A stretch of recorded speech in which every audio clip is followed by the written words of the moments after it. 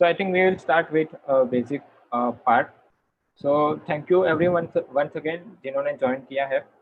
आत्मनिर्भर भारत आप सबको पता है कि करंटली अभी अनाउंसमेंट काफ़ी सारी चल रही है, काफ़ी सारी अनाउंसमेंट हो गई है।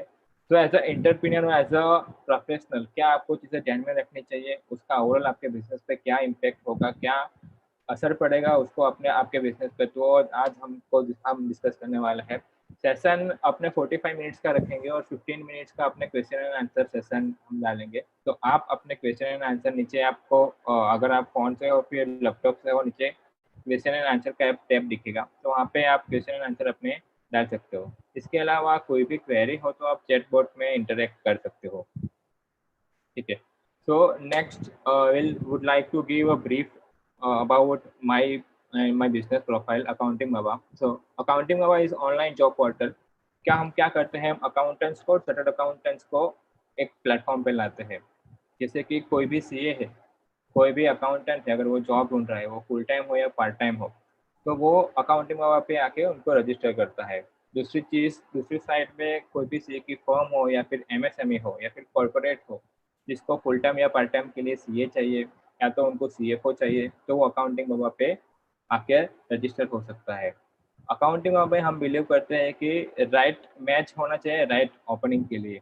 तो टेक्निकल चीज़ें तो सब मैच करते हैं, लेकिन हम अकाउंटिंग में बिलीव करते हैं कि उनके माइंड भी मैच होने चाहिए, सॉफ्ट स्किल भी मैच होनी चाहिए। जैसे कि किसी को अगर सेल्फ लर्निंग एटीट्यूड वाला चाहिए, तो उस हिसाब से हम उसको ट्रैक करके देते हैं। किसी को, कोई कंपनी को लीडरशिप क्वालिटी वाला चाहिए, तो हम सॉफ्ट स्किल मैप करते हैं, अकाउंटेंट और CA प्रोवाइड करते हैं। We have some big clients in Surat and out of Surat also. We have Kalamandir Jewelers, Tradeliners, and Sanskriti Furnishing as our clients, and also big CA firms of Surat. So uh, we are open for business. अगर आप professional हो, अगर आप entrepreneur हो और accounting related कोई भी requirement, आप मुझे रीच आउट कर सकते हो। मेरा कॉन्टैक्ट नंबर आपको नीचे मिल जाएगा, आप व्हाट्सएप या ईमेल से मुझे रीच आउट कर सकते हो। तो before starting out, we would like to launch a small poll, तो जिससे अपने स्पीकर को पता चले कि मेजॉरिटी ऑडियंस कहाँ से है।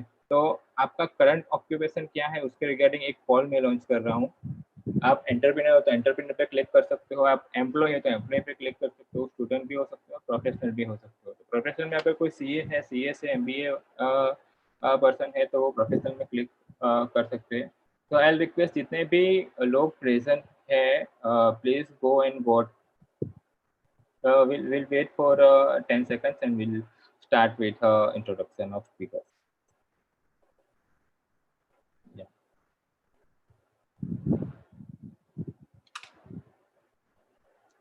Fine. So I can see the results. So majority of our crowd is glad to know that are entrepreneurs. So 53%. I'll share the results. Yeah. 53% of our audience is entrepreneur.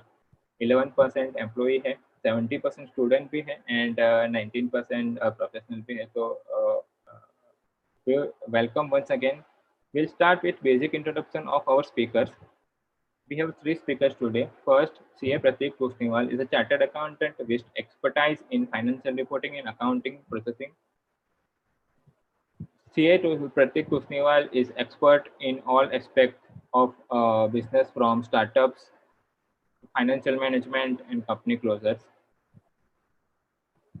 With proven ability in professional judgment, along proficient in computation of corporates, individuals, and taxes, surplus distributions, cross-boundary analysis.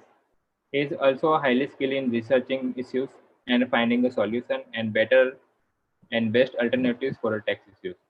Our next speaker is C.A. Subhangit Osniwal. She is a partner at H. Osniwal and Company, and her USP is direct taxation, audit, and company law.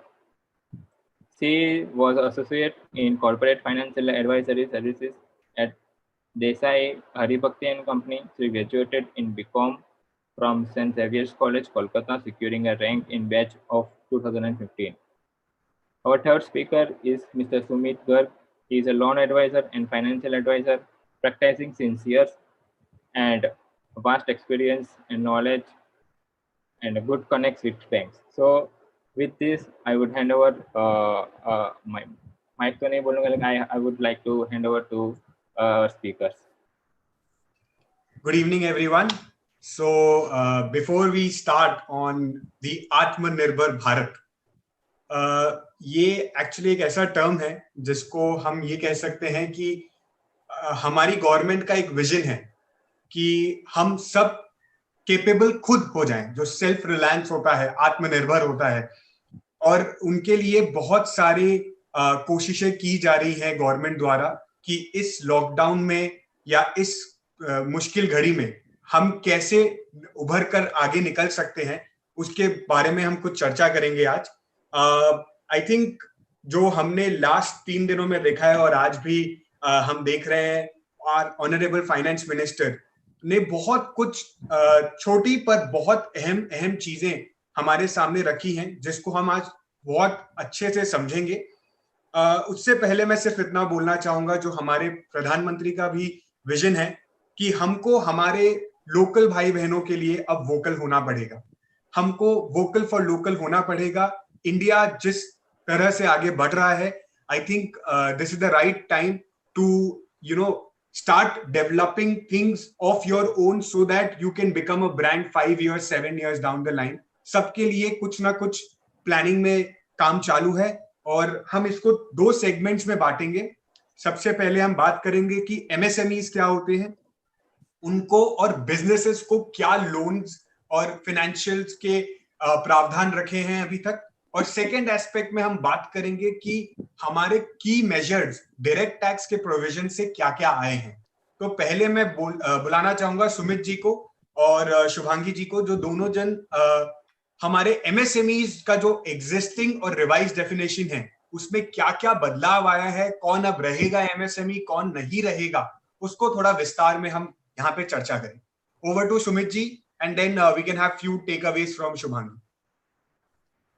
All viewers, मैं सभी viewers को और अपने दोस्त प्रतीक तोष्णीवाल, केतुल भाई और शुभांगी जी का धन्यवाद करना चाहता हूं for giving me opportunity to share my views on the Atmanirbhar Yojana for MSME sector.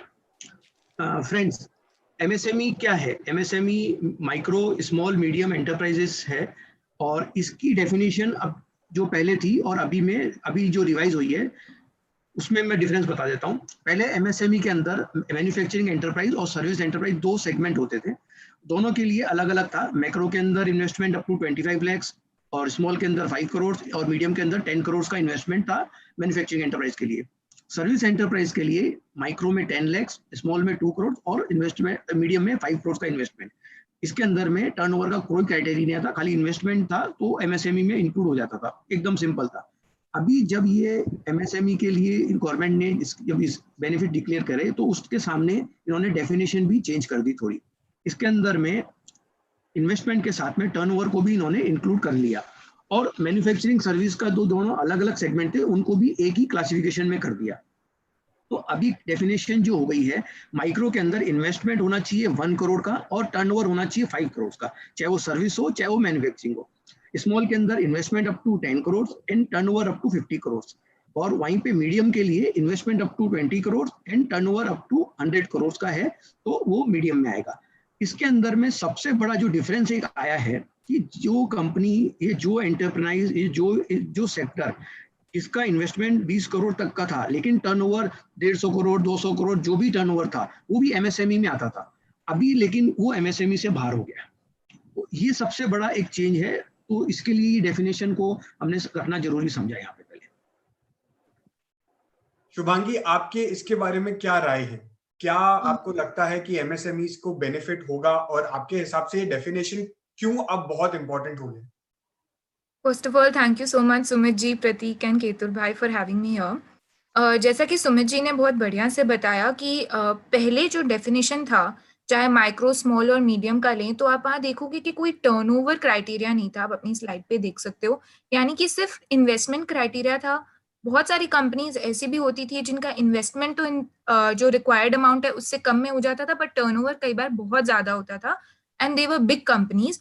पर अब इन्होंने, गवर्नमेंट ने लिटरली कोशिश की है कि वो एमएसएमई को एक्चुअली माइक्रो, स्मॉल और मीडियम में ही डिवाइड कर पाए, ताकि मैक्सिमम लोग जो इस कैटेगरी में फॉल करते हैं उसका बेनिफिट उठा पाए। अब ये जो इन्होंने क्राइटेरिया चेंज किया है माइक्रो, स्मॉल और मीडियम में, ये इस तरीके से इन्होंने बाइफरकेट कर दिया है कि आप एक्चुअली अगर माइक्रो हैं तो आप सर्विस इंडस्ट्री में हो या मैन्युफैक्चरिंग में हो, आप माइक्रो में ही क्लासिफाई किए जाएंगे। बिकॉज पहले हमारे पास मैन्युफैक्चरिंग और सर्विस का एक डिविजन था और रेट्स भी जो थे, जो लिमिट्स भी थे, वो डिवाइडेड थे। अब एक कंबाइंड लिमिट पे हम आ गए हैं, यानी एक लेवल प्लेइंग फील्ड पे हम आ चुके हैं, जहाँ मैन्युफैक्चरिंग एंड सर्विस सेक्टर एक साथ क्लब होकर एक ही लिमिट में आता है, जहाँ एक इन्वेस्टमेंट की भी लिमिट है, साथ में एक टर्नओवर की भी लिमिट है। और ये जो इन्होंने चेंज किया है, ये एक प्रपोज्ड चेंज है, यानी कि अभी तक हम ये समझ नहीं पा रहे हैं कि इनका ये जो इफेक्टिव कब होगा, ये चेंज कब से इफेक्टिव हो सकता है। बिकॉज इसमें हमको एक्ट में भी कुछ चेंजेस करने पड़ सकते हैं, कुछ एडमिनिस्ट्रेटिव चेंजेस भी करने पड़ सकते हैं, यानी लीगल और एडमिनिस्ट्रेटिव वर्क के बाद ही ये चेंज इफेक्टिव होगा। फिलहाल ये प्रपोज स्टेज में गवर्नमेंट ऑफ इंडिया ने हमको दिया। सुमित भैया, इसमें मैं एक चीज और पूछना चाहूंगा आपसे कि क्या मैन्युफैक्चरिंग यूनिट्स और सर्विस यूनिट्स को या एंटरप्राइजेस को अब कंपलसरी रजिस्ट्रेशन एमएसएमई में कर लेना चाहिए? क्योंकि हम देख रहे हैं कि शिफ्ट है गवर्नमेंट की तरफ से कि एमएसएमई को कहीं ना कहीं वो बढ़ावा दे रहे हैं। हम आगे भी बात करेंगे उसकी, पर आपको क्या लगता है कि हाँ एमएसएमई में हमें रजिस्टर हो जाना चाहिए?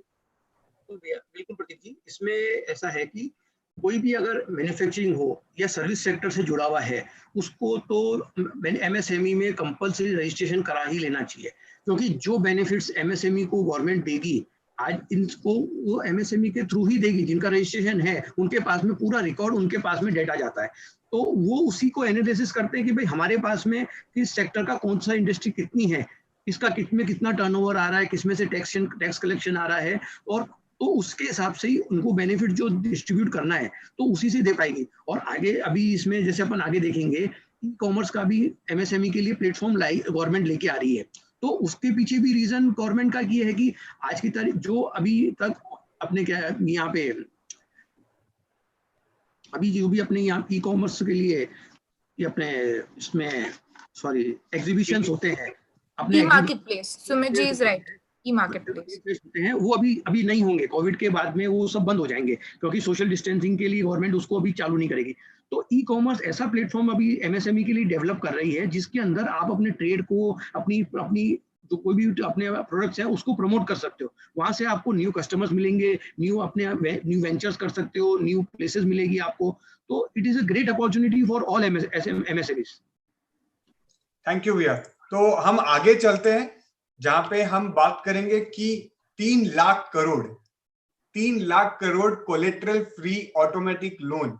जब ये स्टेटमेंट आया था, आई थिंक जो भी टीवी स्क्रीन के पास था वो एक बार सोच रहा होगा वाओ कि क्या मौका है ये हर बिजनेस एंटरप्रेन्योर के लिए या एमएसएमईज के लिए इस लोन का फायदा उठाने का।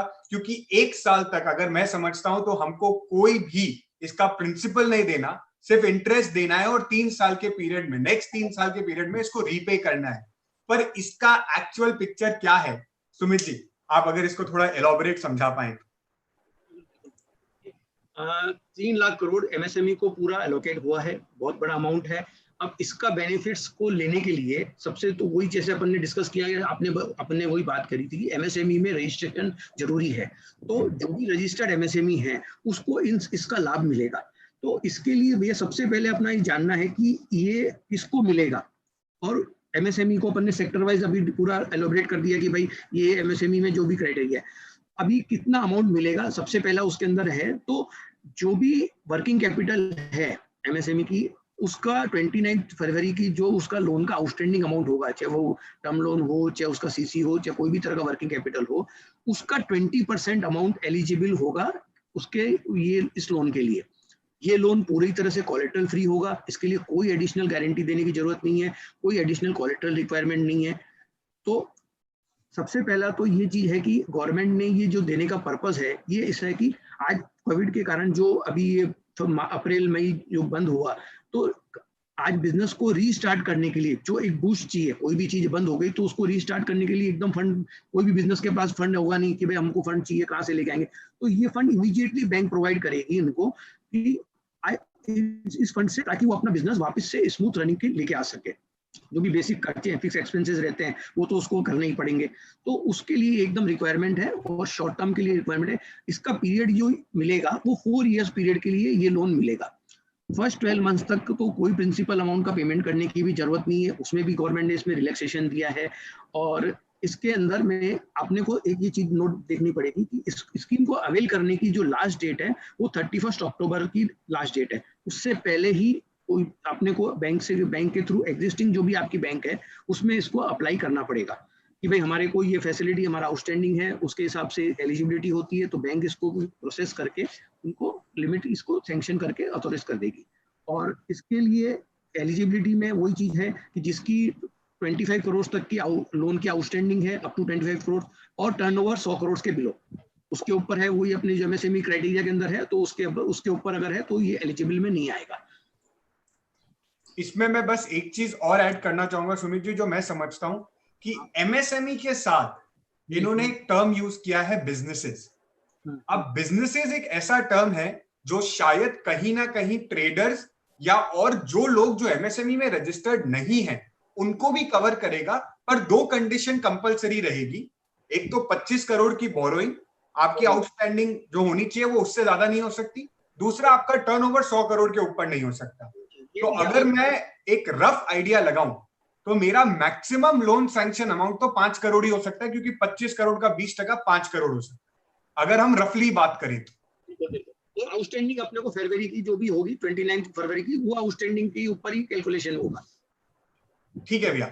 शुभांगी, आपके हिसाब से ये लोन एमएसएमईज और बिजनेसेस के लिए क्या एक बहुत अच्छा मूव है? क्योंकि जैसे सुमित भैया ने बताया ये कहीं ना कहीं हॉल्ट पे है आज वो दोनों व्यक्ति, आज ना तो मैन्युफैक्चरिंग यूनिट चला ना ट्रेडिंग यूनिट्स चले हैं, तो कहीं ना कहीं उनकी ट्राई जरूर है गवर्नमेंट की ओर से कि कहीं ना कहीं उन बिजनेसेस को हम 1 साल तक at least free period principal amount नहीं भरने दें। तो आपके हिसाब से क्या लगता है? आप नहीं, बिल्कुल मैं अग्री करती हूँ आप सबसे कि this is a very important push, क्योंकि अभी इस टाइम ये एक तरीके से आप समझ सकते हो कि एक बार लॉकडाउन जब हटेगा और ये मैन्युफैक्चरिंग इंडस्ट्रीज या सर्विस इंडस्ट्रीज ये जब वापस सेक्टर स्टार्ट होएगा, इनिशियली आप बहुत लिक्विडिटी क्रंच फेस कर सकते हैं, क्योंकि आप आउटफ्लो तो काफ़ी कर ही रहे हैं। आप चाहे रेंट का आउटफ्लो, सैलरी का आउटफ्लो, कोई भी चीज़ का एक्सपेंसेस का आउटफ्लो आपका लगातार लगा रहेगा।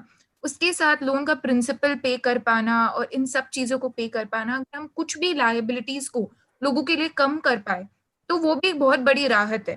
तो अगर हम 12 महीने का एक पीरियड इनको दे रहे हैं, साथ में इनको फंड्स दे रहे हैं बिना कोलैटरल्स के, आई थिंक इससे better move government of India नहीं कर सकती थी at this point of time, जहाँ उन्होंने कोलैटरल फ्री, यानी आपको बैंक को कोई भी गारंटी या कोई भी एसेट एज़ कोलैटरल देने की ज़रूरत नहीं है।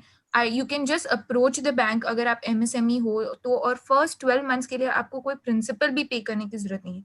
यानी जो आपको एक तरीके का वर्किंग कैपिटल या लिक्विडिटी की रिक्वायरमेंट हो, वो बिल्कुल इजीली मीट हो जाएगी। ऐसा गवर्नमेंट ने इस तरीके का स्कीम बनाया है। बट ऑब्वियसली जैसा आपने बोला प्रतीक जी की बिजनेसेस का पॉइंट है, फिर एक पॉइंट है जो अपने को और भी सोचने की जरूरत है कि यहाँ पे लिखा है कि 20% of entire credit outstanding as on 29 फरवरी, यानी कि अगर कोई एमएसएमई का कोई भी क्रेडिट आउटस्टैंडिंग नहीं है तो can that MSME avail the loan और नॉट, बिकॉज यहाँ पे जैसा जो कि लिखा है कि 20% ऑफ एंटायर क्रेडिट आउटस्टैंडिंग, तो अगर मेरा क्रेडिट आउटस्टैंडिंग 0 है एज ऑन 29 फरवरी, तो क्या मैं वो अवेल कर सकती हूँ कि नहीं। So obviously there are lot of guidelines जो क्लैरिटी है जिसकी जरूरत है, पर ये स्कीम ओवरऑल में काफी अट्रैक्टिव है in terms of meeting liquidity requirement. ये जो एक बार इनिशियली जो 1 साल टाइम लगेगा लोगों को एडजस्ट होने में, आई थिंक उसके लिए काफी अच्छा पुश है। हाँ, क्योंकि मैं भी ये समझता हूँ, आप ही की बात को थोड़ा सा और आगे ले जाना चाहूंगा, जहां मैं समझता हूँ कि अगर ये 20 लाख करोड़ को अगर हम बांट देते इक्वली, जो लोग एस्टिमेट कर रहे थे कि 15-20 हजार या लाख रुपए सबके बैंक अकाउंट में आ जाएगा, तो मुझे ऐसा लगता है कि चाहे वो एमएसएमई हो, चाहे वो बिजनेसमैन हो, चाहे वो ट्रेडर हो, वो 1 लाख रुपए से क्या कर लेता, मतलब कितना आगे बढ़ जाता। लेकिन अगर हमारे साइकिल को बढ़ाना है तो जेन्युइन जो, हाँ मैं ये मानता हूं कि शायद कहीं ना कहीं उन लोगों को ये फायदा नहीं है जिन्होंने आज तक लोन ही नहीं ली। जिन्होंने लोन नहीं लिया उनके लिए सोचिए कि वो तो ये सोच रहे होंगे हमने आज तक ऐसा कर्जा लिया नहीं और हमको आज तक गवर्नमेंट ने अभी तक कोई बेनिफिट दिया नहीं, पर हाँ, मैं उसके दूसरे पहलू पे आना चाहूंगा कि जिनके पास बहुत ज्यादा मार हुई है इस लॉकडाउन पीरियड के कारण, उन यूनिट्स को कहीं ना कहीं राहत होगी, क्योंकि जो भी रेट ऑफ इंटरेस्ट डिसाइड किया जाएगा, चाहे वो कैप किया जाएगा 10%, 9%, जो भी रेट फाइनल किया जाएगा, अगर हम बात करें 1 करोड़ रुपए का, और अगर हमको वो करोड़ रुपए आज यूनिट में मिल जाती है, मेरा कहीं ना कहीं मानना है कि बहुत सारी यूनिट्स को वो रोटेशन के लिए जो पैसा चाहिए होता है वो कहीं ना कहीं मिल जाएगा, और उससे उनकी वर्किंग पे, क्योंकि आज अगर वो 6 महीने यूनिट या 8 महीने बाद जब यूनिट का वापस डिमांड सप्लाई मैच होगा, तो वो रोटेशन बढ़ के कहीं ना कहीं ये 1 करोड़ का जो इंटरेस्ट है वो उनके पास अक्यूमुलेट हो जाएगा। ये मेरी अंडरस्टैंडिंग है, हो सकता है शायद हम नहीं भी कर पाए, पर गवर्नमेंट की कोशिश तो एटलीस्ट वहां पे जा रही है। और बोलना चाहूंगा, इसके अंदर ऐसा भी है, गवर्नमेंट ने ये स्कीम दी है और इसमें टाइम पीरियड भी दिया कि आप 31 अक्टूबर तक इसको अवेल कर सकते हो। उसके पीछे जो रीजन है कि आज समझो कोई आज चालू करता है अपनी फैक्ट्री, ये कोई अपने थोड़े दिन बाद इसके वर्किंग में थोड़ा, भाई अभी समझो मई चल रहा है, जून जुलाई अगस्त सितंबर अक्टूबर टाइम है, तो सबको आने में अपने अपने धीरे धीरे जो टाइम शेड्यूल लगेगा, तो उसके हिसाब से भी वो अवेल कर सकता है। अभी अपन जैसे बैंक से सैंक्शन लेके रख लिया कि भाई हमको डिसबर्समेंट आप हमारे को अक्टूबर से पहले हम इसको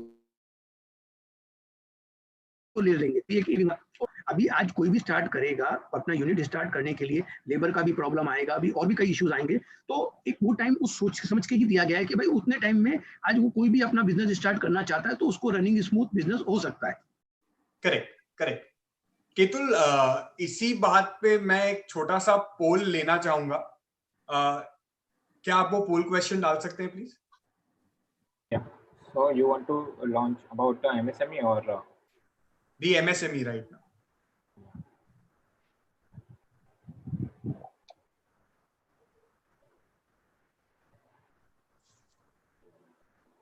So I think now people know that what is MSME. I hope 100% reply आए। क्लैरिटी है, किसी को कोई डाउट है वो क्वेश्चन Q&A पे डाल सकते हैं, we'll be happy to answer all those questions. MSME key benefits क्या क्या होती हैं? बहुत सारी बेनिफिट्स हैं MSME की। अगर मैं बात करूं कुछ बहुत इंपॉर्टेंट बेनिफिट्स की, तो कहीं ना कहीं मैंने हमेशा समझा है कि MSME को गवर्नमेंट के रिलेटेड जो भी काम होता है या इंडस्ट्रियल स्पेसिफिक जो काम गवर्नमेंट हमें देती है उस पर बहुत बड़ा फायदा मिलता है। रेट ऑफ इंटरेस्ट में बैंक कंसिडर करती है जब आप MSME यूनिट होते हैं। इलेक्ट्रिसिटी पे कंसेशन मिलता है, आप जब पेटेंट्स करवाते हैं, आप जब सर्टिफिकेशन करवाते हैं तो बहुत फायदा होता है। तो MSME बहुत बड़ा फील्ड है, और कहीं ना कहीं मैं ये मानना चाहूंगा कि अगर जैसे सुमित भैया ने बोला कि MSME में आप रजिस्टर्ड नहीं हैं और आप अगर नई मैन्युफैक्चरिंग यूनिट लाना चाह रहे हैं, अभी भी 18% लोग हैं, वेरी गुड है, thank you so much. I think that's all. So अभी भी मैं ये सोचना चाहूंगा कि जो यूनिट रजिस्टर्ड नहीं है और उनको अगर रजिस्टर होना है, बहुत ही सिंपल प्रोसेस है। आप अगर गूगल सर्च पे थोड़ा सा भी उद्योग आधार अगर डालेंगे तो बहुत ही सिंपल 10 क्वेश्चंस हैं, उनको फिल करना है और वो सर्टिफिकेट आ जाता है। तो मैं रिक्वेस्ट करूंगा कि आप अपने या तो कंसल्टेंट्स या आप खुद थोड़ा सा टाइम उस पर डाल के MSME रजिस्टर हो जाएं, क्योंकि आगे फ्यूचर में मेरे हिसाब से MSMEs को बहुत बेनिफिट हो सकता है। आगे बढ़ते हैं सुमित जी, शुभांगी, आगे बढ़ते हैं। एब्सोल्युटली। इस पॉइंट पे मैं आपसे शुभांगी रिक्वेस्ट करूंगा कि ये जो आया था ग्लोबल टेंडर्स का पॉइंट, उसमें एग्जैक्टली गवर्नमेंट करना क्या चाहे? Prateek, thank you for the slide. यहाँ पे जैसे कि मैंने अभी देखा पोल में कि अभी भी 18% लोग हैं जिनको MSME क्या है उनके बारे में नहीं पता, तो मैं थोड़ा आपको एलैबोरेट करके बताती हूँ कि MSME यानी micro small and medium enterprises, ये एक्चुअली इनका एक एक्ट भी है अलग से, MSME एक्ट 2006। ये जो micro small and medium enterprises है, ये गवर्नमेंट ने बनाए इसलिए थे, ये सेक्शन जो था, ये एक्ट जो था, इसलिए बनाया गया था ताकि छोटी एंटरप्राइजेस को पुश मिल सके, कुछ बेनिफिट्स मिल सके, कुछ एडवांटेजेस मिल सके ओवर द बिगर कंपनीज। जो बड़ी कंपनीज है जिनको अपन शार्क्स बोल सकते हैं, उनके साथ ये फिशेस जो नॉर्मल छोटी है, ये कैसे स्विम करे in the same water, this is what MSME was for. तो MSME के जो बेनिफिट्स जो जी बता रहे थे ड्यूरिंग द पोल, कि आपको सबसे पहले तो जो बेनिफिट मिलेगा कि आपको अपना जो मनी साइकिल है वो फास्ट हो जाएगा, क्योंकि MSME का सबसे बड़ा एडवांटेज है कि 45 डेज के अंदर अंदर आपको अपना पेमेंट मिल जाता है, और नहीं तो आप उस पे इंटरेस्ट क्लेम कर सकते हो, यानी कि आपके क्रेडिटर्स को वो अमाउंट, डेटर्स को वो अमाउंट देना पड़ेगा। तो जो एमएसएमई का एक्ट है उसमें बेनिफिट्स तो बहुत है, पर उनमें से एक बेनिफिट ये जो अभी गवर्नमेंट ने किया है ग्लोबल टेंडर्स का, ये है, ये एक इंटरेस्टिंग बेनिफिट है। गवर्नमेंट ने ऐसा बोला है कि 200 करोड़ के नीचे तक के जितने भी टेंडर्स हैं जो ग्लोबल है, यानी कि इंडिया के बाहर के हैं, वो हम डिसअलाउ करते हैं। यानी कि हम 200 करोड़ तक के जितने भी टेंडर्स हैं वो अपनी एमएसएमई सेक्टर से, इंडियन सेक्टर से हम लेंगे। एक बहुत बड़ा पुश है कि हम अपने ही देश के छोटे एंटरप्राइजेस को एक पुश दे रहे, एक अपॉर्चुनिटी दे रहे हैं कि आप पार्टिसिपेट कर सकें, आप आगे बढ़ सकें। एक तरीके से एक थ्रॉटल है टू द इंडस्ट्री। तो जैसा कि आप स्लाइड में देख सकते हैं, global tenders to be disallowed up to INR 200 crore.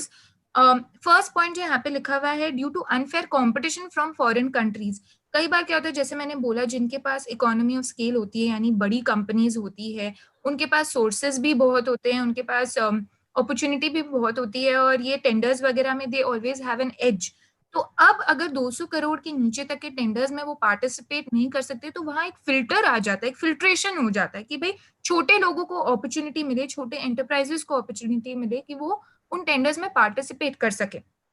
उसके अलावा बाकी भी, जैसे अब आप सेल्फ रिलायंट होंगे, अब आत्मनिर्भर भारत जो अपना स्लोगन है उस पे भी फोकस किया हुआ है। मेड इन इंडिया एक कैंपेन था, वो बहुत जोरों शोरों से चल रहा है। यानी मोदी सरकार इज एब्सोल्युटली डिसाइडेड कि हम जितना हो सके इंडिया में बनाए, इंडिया में प्रोड्यूस करें, इंडियन कंपनीज को पुश करें, इंडियन एंटरप्राइजेस चाहे छोटी हो या बड़ी हो, सबको अपॉर्चुनिटी देने के लिए ये एक एफर्ट लिया गया है इसमें। सुमित जी, आप कुछ कहना चाहेंगे? ये 200 करोड़ के टेंडर, ये मेरे हिसाब से, जहां तक मेरी अंडरस्टैंडिंग है, बहुत बड़ा बूस्ट है। मैं इसमें सब एक चीज ऐड करना चाहूंगा। आप अपन जो एमएसएमई सेक्टर के बेनिफिट्स जो अपन बताते हैं, तो एक तरह से आप देखेंगे तो ये पहला ही ऐसा बेनिफिट है जो गवर्नमेंट आज गवर्नमेंट फंडिंग के लिए बेनिफिट दे दिया, बैंक से लोन के लिए बेनिफिट दे दिया, अपन ई कॉमर्स की बात करी अपन ने जैसे, तो ये बेनिफिट गवर्नमेंट दे रही है एमएसएमई को डायरेक्टली।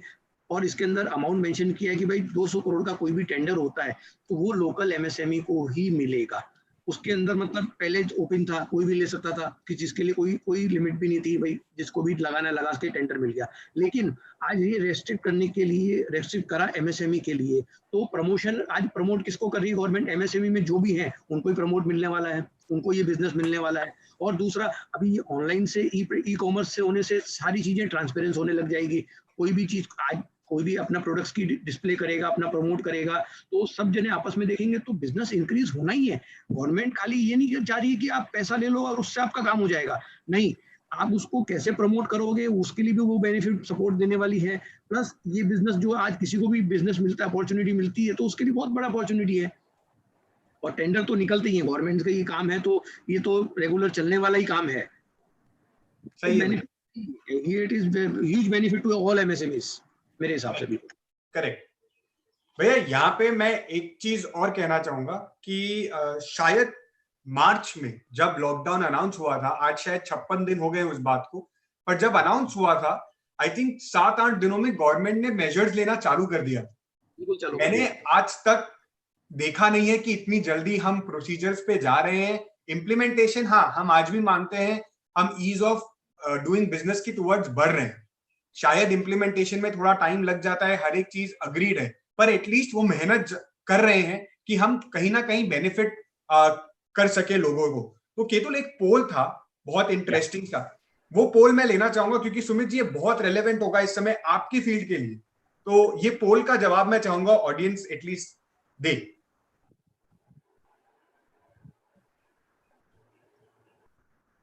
इसका रिप्लाई सुमित जी आपके लिए बहुत मैटर करेगा, क्योंकि रेपो रेट्स गवर्नमेंट ने 0.75 बेसिस से कम करी थी मार्च महीने के अंदर, which was very huge.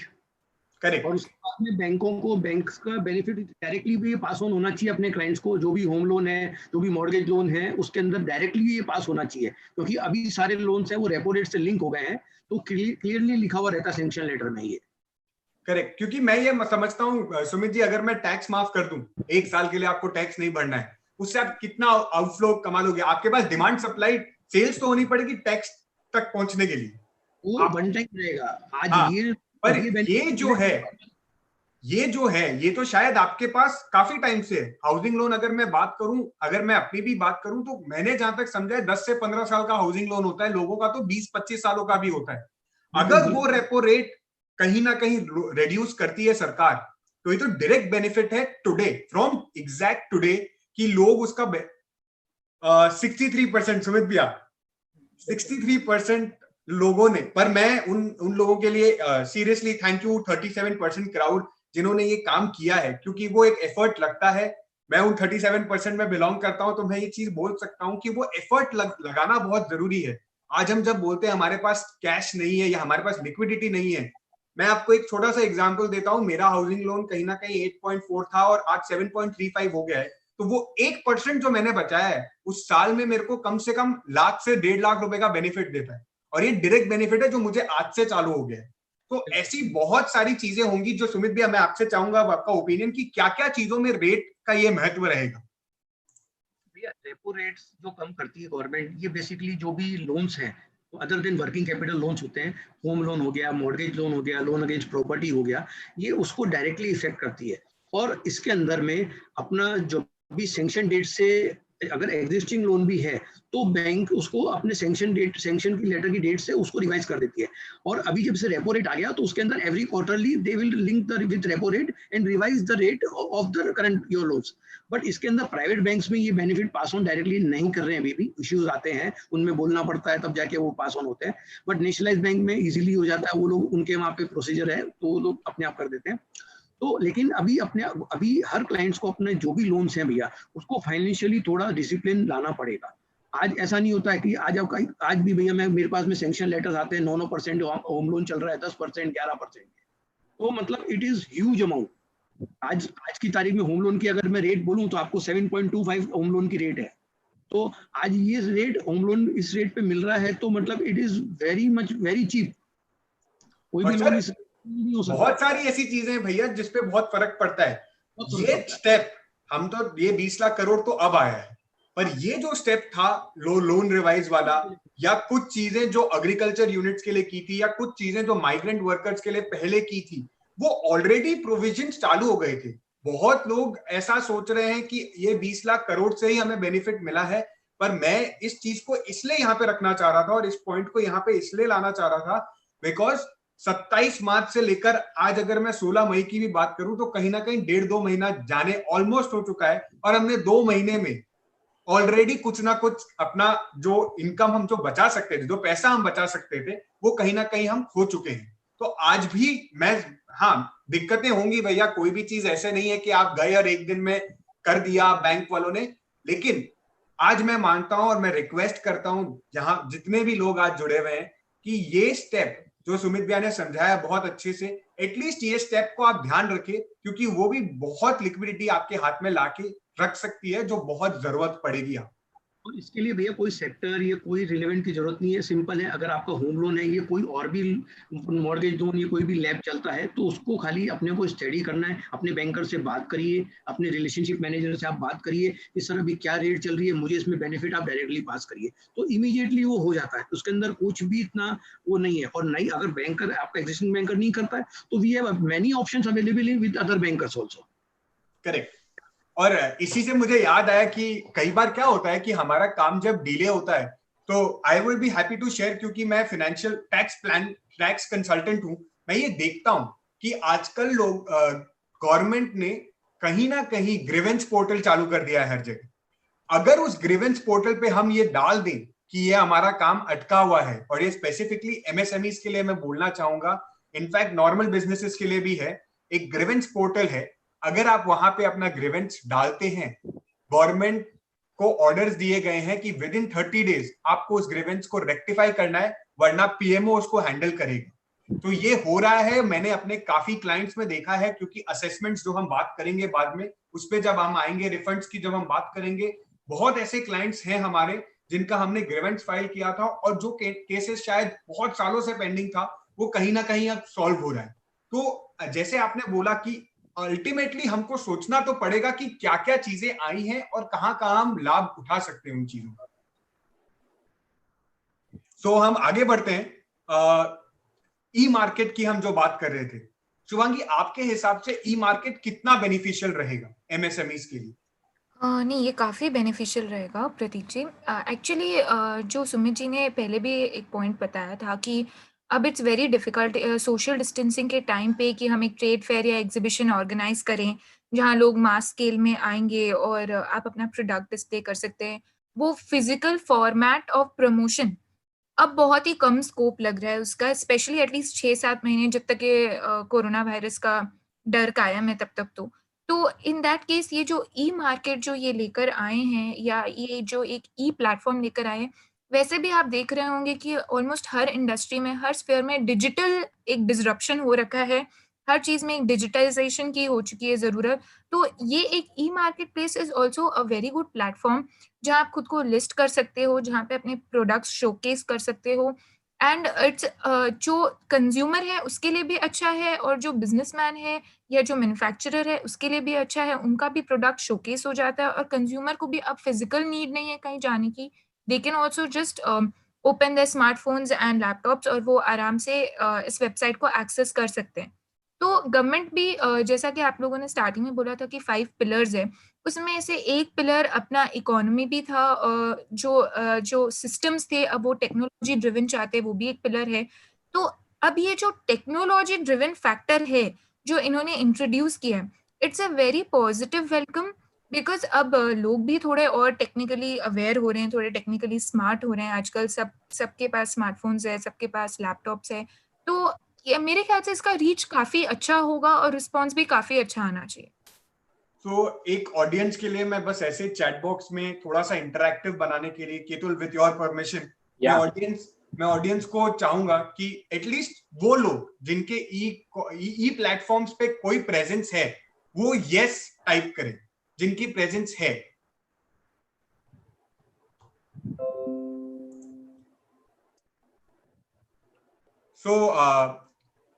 Brilliant यार, मतलब 7-8 जन हैं जिन्होंने यस टाइप किया है। केतुल, मेरे पास आप लाइव एग्जांपल हो, आप ई प्लेटफॉर्म पे भी हो, आप कहीं से भी अकाउंटेंट्स आप मैं जहां तक आपको जानता हूं, मैं आपकी सर्विसेज भी ले रहा हूं and I am very happy with it, क्योंकि accountant is the need of the hour जो आप प्रोवाइड कर रहे हैं। बहुत ऑर्गेनाइजेशंस में अकाउंटेंट्स की जरूरत होती है क्योंकि कहीं ना कहीं वो बर्डन हमारा हल्का हो जाता है। और जब हमने देखा है एटलीस्ट हमारे क्लाइंट्स के जो अकाउंटेंट्स बहुत ट्रेंड होते हैं या जो उनके काम करने का तरीका होता है उतना इजी हमारे लिए भी हो जाता है। तो आपको ये ई मार्केट से अभी तक क्या बेनिफिट मिला है और आप इसको आगे क्या देख रहे हैं? जब मैंने चालू किया, actually I started 1 year before, तो तभी भी मेरा वही था कि अगर मैं ऑफलाइन काम कर रहा हूँ तो मेरा एरिया लिमिटेड होगा, लेकिन अगर मैं ऑनलाइन जा रहा हूँ तो ऑनलाइन से क्या होगा कि मैं स्केलेबल मॉडल पे काम कर सकता हूँ, मल्टीपल एक्स में बिजनेस बढ़ा सकता हूँ। वही चीज़ ये भी है, सेम चीज़ वही है। आप अपना ज्योग्राफिकल लोकेशन भी एक्सटेंड कर सकते हो, साथ साथ कोलैबोरेशन भी कर सकते हो। तो मेरे ख्याल say that is the biggest benefit कि आपके ज्योग्राफिकल एरिया एक्सटेंड हो जाते हैं और स्केलेबिलिटी बहुत फास्ट मेरे ख्याल से हो जाती है। Thank you Ketul. और मैं बताना चाहूंगा एमएसएमई मार्ट से, इंडिया मार्ट से काफी प्लेटफॉर्म्स ऑलरेडी है जहां पे लोग इस प्रोडक्ट्स को डिस्प्ले करते हैं। उसका जो सबसे बड़ा बेनिफिट मुझे ऐसा लगता है कि अगर मुझे मेरी कोई प्रोडक्ट, अगर मैं ज्वेलरी की बात करूं, अगर मुझे वो प्रोडक्ट शोकेस करना है, तो कई बार क्या होता है, हमको यूएस अगर किसी क्लाइंट के साथ काम करना है तो वो वर्चुअल मोड में जो काम होगा वो 360 डिग्री होराइजन में होगा, हम कहीं पे भी कर पाएंगे। इट्स नॉट नेसेसरीली कि हमको वो जाकर उनको प्रोडक्ट दिखाना है। अगर हम प्रोडक्ट दिखाने की बात करें तो प्रोडक्ट दिखाने तक हम अपनी शायद सिटी तक रह जाएंगे या शायद अपनी कंट्री तक रह जाएंगे जिनका बहुत वास्ट स्केल का बिजनेस है। पर कहीं ना कहीं अगर हम इसको ग्लोबल जाना चाहते हैं और हम हर जगह काम करना चाहते हैं, जो मैं देख रहा हूं फ्यूचर है, I think we should start today. और ई कॉमर्स प्लेटफॉर्म मेरे ख्याल से पहले भी था, जैसे केतुल ने बताया 1 साल से ऑलरेडी ई कॉमर्स प्लेटफॉर्म्स का यूज हो रहा है, शायद बहुत पहले से भी, मैं 5-7 सालों से ई कॉमर्स पे काफी लोग ऑलरेडी हैं। अमेजॉन जब आया था तो उसको नहीं पता था शायद वो इतना हिट हो जाएगा, क्योंकि वो पहले इतना बड़ा मार्केट नहीं था। उन्होंने बुक सेलिंग से चालू किया था, अब वो हर जगह स्प्रेड आउट हो चुके हैं। सिमिलरली अगर मैं जूम की बात करूं, आज हम यहाँ पे घर पे बैठ के 60, 70, 100, 200, 400, 500 जन एक साथ बात कर सके। तो ये टेक्नोलॉजीज पहले भी थी, आज यूज में ज्यादा आ रही है क्योंकि हमारी नीड ऑफ द आवर ये हो चुकी है। तो आज today also is not let. मैं हमेशा मानता हूं इट्स नेवर टू लेट। अगर आप आज भी चालू करें तो भी आप उसका बेनिफिट उठा सकते हैं, क्योंकि गवर्नमेंट अभी भी अनाउंस कर रही है कि ई मार्केट लिंकेज आएगा। क्योंकि आप प्रैक्टिकली ट्रेड फेयर और एग्जीबिशन में, मेरा जहां तक मानना है 31 मार्च 21 तक तो नहीं कर पाओगे। तो ई मार्केट में रजिस्टर करके अपने जो भी एटलीस्ट वेबसाइट बनाना, ई मार्केट्स में ज्वाइन करना, उसका बेनिफिट उठाना कहीं ना कहीं बहुत बड़ा रोल प्ले करेगा आपके बिजनेस डेवलपमेंट में। और आपको नहीं पता कौन आपको शायद ट्रेस करके बिजनेस देने आए। जीएसटी की अगर मैं बात करूं, मुझे मालूम है सरकार ने रेटिंग्स चालू की थी, जहां मुझे नॉलेज है शायद रेटिंग्स चालू की थी कि कौन सा टैक्स पेयर कौन से रेटिंग में आएगा, और उसके हिसाब से एक ऐसा प्रोग्राम डिजाइन किया जाएगा कि उसके पास अगर आप ए रेटिंग में हो या आप क्लासिक रेटिंग में हो, आपको उस स्टार रेटिंग की बेनिफिट ऐसी मिलेगी कि अगर गुवाहाटी में किसी आदमी को आपका प्रोडक्ट चाहिए तो वो आपको पोर्टल से देख पाएगा और वहां से आपको ढूंढ के आपके साथ काम कर पाएगा। तो ये बेनिफिट्स आपके लिए हमेशा रहेंगी। और जिनके नहीं है, जिन्होंने शायद थोड़े बहुत लोगों ने नो लिखा है, उनके लिए मैं हमेशा रिक्वेस्ट करूंगा कि it's a good time to go. And Nirav Kumar का एक स्टेटमेंट है, another way to e market is GeM, it is Indian government marketplace. Absolutely. So it's a very great market also. So इसको थोड़ा सा और आगे लेके जाते हैं हम कि क्या और ई कॉमर्स के अलावा हमारा बेनिफिट होने वाला है। जो हम एनपीए स्ट्रेस बेस्ड की बात कर रहे हैं, या हम उनकी जो वायबल यूनिट्स हैं, क्योंकि ये 3 लाख करोड़ तो उनके लिए थे जिनके पास बोरोइंग पावर है। आज वैसे कुछ और लोग हैं शायद जिनके अकाउंट्स एनपीए हो गए हैं, या शायद जिनका बिजनेस एमएसएमई में वायबल है। तो वहां पे भी गवर्नमेंट सोच रही है कि वो इन्वेस्ट करके आपका इक्विटी या डेट ओरिएंटेड इन्वेस्टमेंट करके आपके साथ जुड़े। तो इसका डिटेल सुमित भैया मैं आपसे चाहूंगा कि आप इन लोगों को बताएं, क्योंकि ये बहुत 50,000 करोड़ का फंड या शायद कुछ अमाउंट है इसमें भी जो बहुत हेल्पफुल होगा लोगों के। बिल्कुल है इसमें। इसके अंदर में एनपी अकाउंट जो स्ट्रेस अकाउंट हो चुके हैं ऑलरेडी, जो एनपी अकाउंट्स हैं, तो उनके लिए एमएसएमई सेक्टर तो वही है कि एमएसएमई वालों को ही फिर अगेन है कि जो एमएसएमई में है उसी के लिए एप्लीकेबल है। अब उसके अंदर में ये चीज है कि इसमें बेनिफिट्स किसको मिलेगा और कैसे मिलेगा। तो सबसे पहले है कि जो अकाउंट्स रनिंग है, मतलब जो भी यूनिट्स है वो फंक्शनल होना चाहिए। अगर वो स्टॉप हो गया तो वो एप्लीकेबल नहीं होगा। उसको कोई भी कंडीशन हो गई, या रनिंग है चाहे कम है चाहे ज्यादा है, वो सेकेंडरी मैटर है। वो यूनिट रनिंग होना चाहिए और उसका ऑपरेशन चालू होने चाहिए, तो वो एलिजिबल होगा। इसमें आता है कि इसमें अगर फंडिंग होगी तो वो प्रमोटर को फंडिंग होगी, क्योंकि अकाउंट तो ऑलरेडी एनपी हो चुका है, तो एनपी अकाउंट को तो फंडिंग हो ही नहीं सकता है टेक्निकली भी, और वो वैसे भी नहीं हो सकता है। तो फंडिंग इसके अंदर प्रमोटर्स को होती है, और प्रमोटर फिर उसको अपने बिजनेस में इन्फ्यूज करता है कि उसको अगर आगे लेके जाना है। सबसे ये 2 पॉइंट इसमें मेन इसलिए करे हैं कि कई अकाउंट एनपी होने के बाद में मैक्सिमम वर्किंग चालू नहीं हो पाते हैं, शुरू से ही उसमें रहता है प्रॉब्लम, तो उसके कारण एनपीओ के बाद में वो चालू नहीं होते। तो इसके लिए, और इसके बाद में अमाउंट इसके अंदर मेंशन इसलिए नहीं है कि अमाउंट, और इसमें टाइम पीरियड जो है वो केस टू केस और बैंक पे डिपेंड करेगा कि किसको एनपी अकाउंट्स को कितना अमाउंट देना चाहिए, कितना अमाउंट कितने पीरियड के लिए देना चाहिए। तो उसके केस टू केस डिसाइड करके ही उसमें ये बैंक डिसीजन लेगी। ठीक है, थैंक यू भैया, थैंक यू। हम आगे बढ़ते हैं थोड़ा सा। लोन्स की बात हो गई, स्ट्रक्चरिंग की बात हो गई, क्या क्या बेनिफिट्स मिल सकते हैं उसकी बात हो गई। गाइडलाइन शायद नेक्स्ट वीक तक डिटेल में आ जाएंगी तो और ज्यादा क्लैरिटी होगी। पर एक और ऐसा सपोर्ट है जो प्रोविडेंट फंड की तौर पे सरकार ने देने की कोशिश की है। शुभांगी, आई वुड रिक्वेस्ट कि आप इस प्रोविजन को थोड़ा सा एक्सप्लेन करें कि एग्जैक्टली ये प्रोविजन है किसके लिए और इसके क्या क्या फायदे हैं। बिल्कुल, एक्चुअली ये जो ईपीएफ है ये अपना एम्प्लॉयर और एम्प्लॉई प्रोविडेंट फंड है।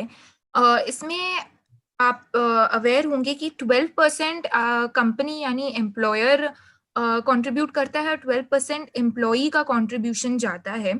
तो पीएमजी भी स्कीम में ऑलरेडी ये प्रावधान ये ला चुके थे कि लास्ट जो कोरोना वायरस का ये जो लॉकडाउन फेज गया है, इसमें मार्च, अप्रैल एंड मई के मंथ में ये जो 12% का कंट्रीब्यूशन होता है, ये सरकार ऑलरेडी कुछ लोगों के लिए कर रही थी। अब कौन लोग इसमें कवर्ड थे, जिनका अगर ऐसा था कि एम्प्लॉई वर्कफोर्स जो है वो 100 एम्प्लॉइज से कम है और 90% उनका वर्कफोर्स 15,000 रुपीज से नीचे की सैलरी ड्रॉ करता है। तो अगर आप इस कैटेगरी में फॉल करते हैं कि आपके 100 एम्प्लॉइज से कम है और आप 15,000 से कम की सैलरी, 15,000 उससे कम की सैलरी दे रहे हैं 90% वर्कफोर्स को, तो आप इस बेनिफिट का फायदा उठा सकते थे। तो ये लास्ट 3 मंथ्स तक ऑलरेडी ये स्कीम रन हो रही थी इन लोगों के लिए। अब गवर्नमेंट ने इसे बस एक्सटेंड किया है, this is just an extension of an existing scheme. They have extended it from March, April and May to June, July and August. और सरकार का मानना है कि 2500 करोड़ सपोर्ट इससे मिलेगा लोगों को। तो आई थिंक ये एक स्कीम का एक्सटेंशन है, वेलकम न्यूज़ है। अगर आप 12%, अगर आप 70 या 80 एम्प्लॉइज का आप समझिए कि आपको कंट्रीब्यूट ना करना पड़े, तो एंड मंथली कंट्रीब्यूशन, तो आप समझ सकते हो कि अगेन यहाँ पे लिक्विडिटी का पॉइंट आ जाता है, जहाँ आप सोचते हो कि भाई मेरे फंड ब्लॉक नहीं होंगे, सरकार मेरी तरफ से पे कर रही है, तो मैं उस फंड्स को किसी और चीज में यूटिलाइज कर सकता हूँ। I think this is the whole aspect of it. Thank you so much Shubhangi. I think जो बहुत प्रोसेसिंग यूनिट्स हैं सूरत में, और उसके अलावा जो यूनिट्स हैं जिनकी टीडीएस टीसीएस की, कोल यूनिट्स की अगर मैं बात करूं, टीडीएस टीसीएस की लाइबिलिटी आती है 50,000 करोड़ लिक्विडिटी। ये कैसे होगा, इसका एक एग्जांपल अगर मैं आपको देना चाहूं तो मैं पहले बहुत क्लियर कर देता हूं, ये जो टीडीएस का रेट डिडक्शन है ये सैलरीड एम्प्लॉयज के लिए नहीं है, ये उन लोगों के लिए है जो सैलरी के अलावा है, जैसे रेंट हो गया, जैसे कोई आप अगर कोल का इंपोर्ट एक्सपोर्ट कर रहे हो तो उस पर जो टीसीएस लगता है उसकी बात कर रहे हैं। अगर हम बात करें प्रोफेशनल फीस की बात करें, तो जहां आपको 10% लोन का 10% इंटरेस्ट टीडीएस का काटना पड़ता था, अब वो 25% कम हो गया है, तो 10% माइनस 25% 7.5% ही काटना होगा।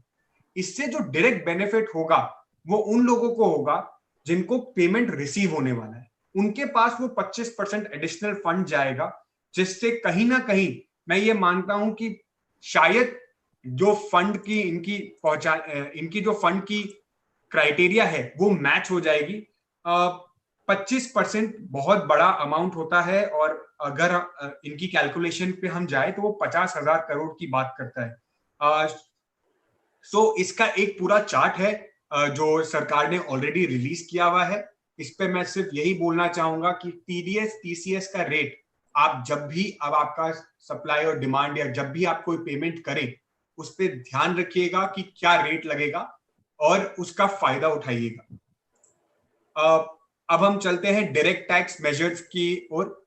उससे पहले केतुल, अगर एमएसएमई के रिलेटेड या लोन से रिलेटेड अगर कोई क्वेश्चंस हैं, आई थिंक हमको उनको ले लेना चाहिए।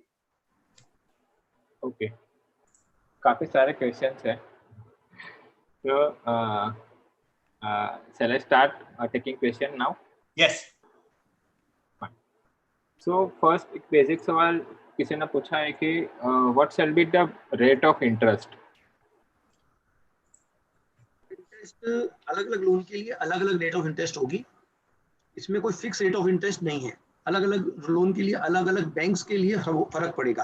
सपोज करिए आपका एग्जिस्टिंग लोन चल रहा है, एमएसएमई में कोई वर्किंग कैपिटल चल रही है, सीसी चल रही है, टर्म लोन चल रही है, तो जो उसकी रेट प्रिवेलिंग है बैंक की, तो उसी के अनुसार आपकी अभी जो ये एडिशनल लोन लेंगे तो उसके हिसाब से वो रेट होगी, इसमें कोई फिक्स रेट नहीं है। ओके, नेक्स्ट सवाल है कि इसमें एक चीज सिर्फ ऐड करना चाहूंगा, कहीं ना कहीं अभी तक जो गाइडलाइंस आई है उस पे एक कैप लिमिट जरूर दिया गया है, जो सुमित भाई ने ऑलरेडी बताया था कि 9.25% है, पर वो हमको मिलेगा नहीं मिलेगा वो डिपेंड करेगा आपकी फाइल पे, आपका क्या लोन है, आपकी क्या क्या चीजें रही हैं। हाँ, एक कैप लिमिट इन लोग ला देंगे कि इस लोन के लिए ये कैप लिमिट ऑफ इंटरेस्ट है। उसका फायदा उन लोगों को जरूर होगा जो शायद जिनकी प्रोफाइल बहुत अच्छी होगी कि उनको उतना मिनिमम लगेगा, बाकियों के लिए वो 10-15 पैसा 20% जो भी ज्यादा लगेगा वो लग सकता है, पर वो क्लैरिटी तब आएगी जब लोन एप्लीकेशन होगा, जब गाइडलाइंस आएंगी, और ये हर बैंक का वेरी करेगा। नेक्स्ट सवाल थोड़ा पॉलिटिकल रिलेटेड लग रहा है, you can choose not to answer. मैं सवाल पढ़ देता हूँ एक बार। जो छोटे बिजनेस है जो कहीं रजिस्टर नहीं है उन लोगों तक क्या ये बेनिफिट्स पहुंच पाएंगे? Why government only focus on industries? Why don't they focus directly on public? ऐसा है कि जो ये बेनिफिट है ये खाली एमएसएमई के लिए ही है, उसके अलावा अगर एमएसएमई में नहीं है तो उनके लिए बेनिफिट्स नहीं हो पाएगा। उनके लिए ये है कि जो एग्जिस्टिंग लोन चल रहा है तो उसके लिए अपन वो पहले अपनी बैंक से बात कर सकते हैं, उनकी बैंक्स में अगर रेट ऑफ इंटरेस्ट क्या चल रहा है, एग्जिस्टिंग में है क्या रेट ऑफ इंटरेस्ट में उनका लोन है और अभी क्या रिवाइज हो गया है, वो एग्जिस्टिंग बैंकर से बात करके अपन उसके अंदर वो डिसीजन ले सकते हैं। अगर नहीं है तो दूसरी बैंक के पास में काफी अदर ऑप्शंस अभी अवेलेबल हो रखे हैं, सब ओपन है बैंक्स, दूसरी बैंक्स में भी रेट ऑफ इंटरेस्ट कम है तो वहां पे भी अपन शिफ्ट कर सकते हैं। और इसमें मैं आपको केतुल वही बोलना चाहूंगा वापस जो शायद मैंने स्टार्टिंग में भी बोला था, आपके बैंक अकाउंट में अगर मैं 1 लाख रुपए डाल भी देता हूं तो भी आपका वो 1 लाख रुपए कितना भी अमाउंट उसको सफाइस नहीं करेगा। कहीं ना कहीं आपको समझना पड़ेगा कि आपका बिजनेस मॉडल क्या है, क्योंकि अगर हम ये बोल दे कि हमारे बिजनेस के हिसाब से 20 लाख रुपए की रिक्वायरमेंट है, मेरे जहां तक का तजुर्बा है मैं ये समझता हूँ 20 लाख रुपए आप अगर आज यूटिलाइज करना चाहेंगे वो 3 महीने में फिर खत्म हो जाएगा, फिर आप 3 महीने बाद बोलोगे कि मुझे 10 लाख रुपए और चाहिए, तो उसका कोई कैलकुलेशन प्रैक्टिकली नहीं कर सकता। हाँ, इसमें कहीं ना कहीं जो मेजर्स थे जैसे जीएसटी को उन्होंने थोड़ा सा एक्सटेंड कर दिया, टीडीएस में रिडक्शन ला दिया, या वो सारी जो चीजें करना चाह रही है उनसे थोड़ा बहुत फर्क पड़ेगा। पर मैं अग्री करता हूं इन क्वेश्चन जिन्होंने भी पूछा है कि ट्रेडर्स को डायरेक्ट बेनिफिट अभी तक नहीं मिला है, और आज जो चौथा ट्रांस है उसमें भी मेरे ख्याल से एविएशन, कोल, माइनिंग इंडस्ट्रीज के लिए था, तो ट्रेडर्स की बात कहीं ना कहीं नहीं की गई है। ओके, नेक्स्ट सवाल इसी के रिलेटेड था, तो मेरे ख्याल से वो आंसर हो चुका है। सवाल ये था कि are retailers and wholesalers are included in this scheme, तो मेरे ख्याल से कंप्लीटली नहीं इंक्लूड किए गए वो लोग। Fine, next question, is it eligible for new setup as in the new factory? नए मैन्युफैक्चरिंग के लिए ये वाली स्कीम एप्लीकेबल नहीं है। उसके लिए एमएसएमई में अगर आप रजिस्टर्ड होते हो तो उसके लिए अलग बेनिफिट्स मिलते हैं, तो उसके कौन सा लोन लेना है, क्या लेना है, उसके हिसाब से अकॉर्डिंगली वो डिसाइड होता है। लेकिन नए न्यू लोन्स के लिए ये वाली स्कीम एप्लीकेबल नहीं है, ये ओनली फॉर एग्जिस्टिंग लोन्स के लिए एप्लीकेबल है। जो अभी तक डिफाइन हुई है वो एग्जिस्टिंग के लिए है केतुल, पर मैं वापस रिपीट करना चाहूंगा, अगर कोई भी मैन्युफैक्चरिंग यूनिट अभी सेटअप हो रहा है उसके लिए ऑलरेडी एमएसएमई में बेनिफिट्स हैं, आप रजिस्टर कर सकते हैं और आप बेनिफिट ले सकते हैं उनका। और उसके अलावा भी जो नॉर्मल लोन्स चलते हैं या जो नॉर्मल प्लानिंग चलती है वो आप अभी भी यूज कर सकते हैं। Fine, next question, any relaxation for those MSMEs who have not taken loan yet and now they want to take a loan? तो आप डायरेक्ट दे ही चुके हैं। आई थिंक वो एमएसएमई के साइड से नए लोन्स के लिए स्कीम नहीं है एप्लीकेबल। हाँ, ऑफ कोर्स एमएसएमई को बेनिफिट्स मिलते हैं और इंटरेस्ट रेट काफी कम होती है और नए लोन लेने में प्रायोरिटी भी रहती है, बट ये जो पर्टिकुलर स्कीम जो हमने डिस्कस की ये एग्जिस्टिंग लोन वालों के लिए। नेक्स्ट क्वेश्चन, कोई अगर अपना नया बिजनेस स्टार्ट करना चाहता हो तो गवर्नमेंट सपोर्ट करेगी? मान लो कि स्मॉल स्केल पे, मतलब 5 लाख से अगर बिजनेस स्टार्ट करना हो तो मुद्रा लोन मिलता है which is up to 10 lakhs।